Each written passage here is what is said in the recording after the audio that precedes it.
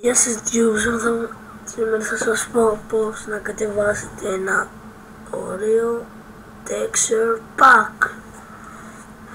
Που πηγαίνετε στο Google, το βασικότερο, και γράφετε Minecraft με texturepack.com. Το link θα το έχω κάτω στο description.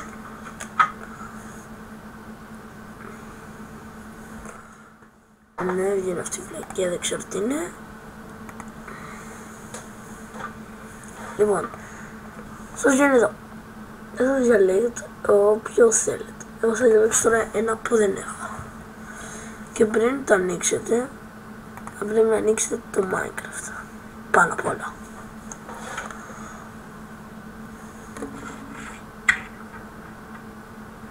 Κάνω μέχρι να ανοίξω αυτό.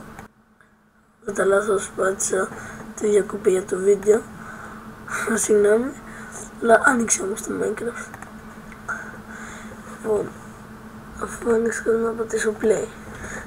Αφού πατήσεις, αυτό δεν είναι μόνο σε κρακέτ, γίνεται σε όλα. Μια αφού πατήσετε πατάτε όποιο θέλετε. Εγώ έχω μέχρι τώρα του χάκι αυτά τα δύο. Έχω αυτό εδώ που δείχνει. Άρα το θα κατεβάσουμε αυτό, να δούμε αυτό πως είναι.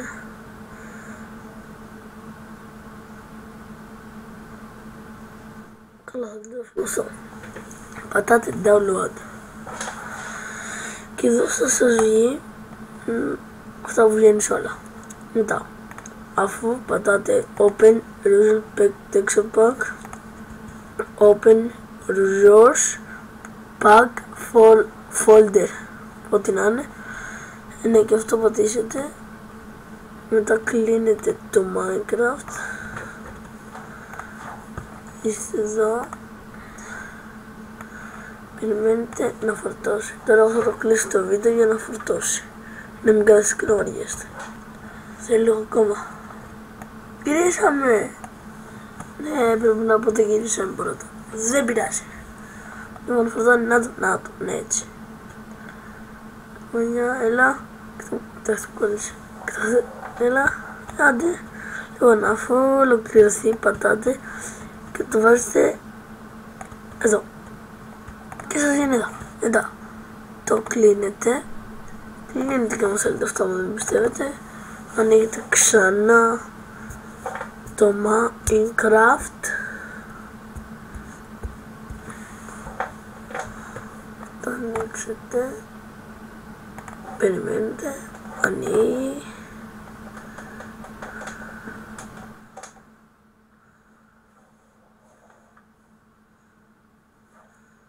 Και άνοιξε.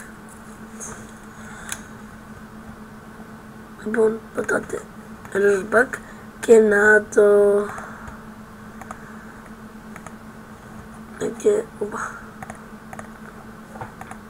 και να το πατάτε down και να αλλάζουν όλα.